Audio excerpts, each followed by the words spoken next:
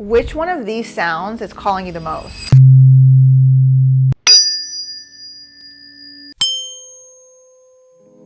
The first one was 128 hertz.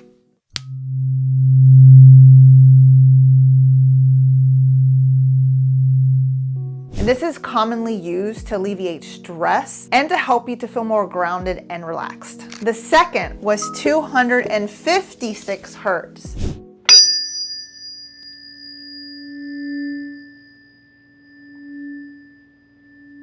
This is used to help tune your body and energy to high vibrations. The third was 512 hertz.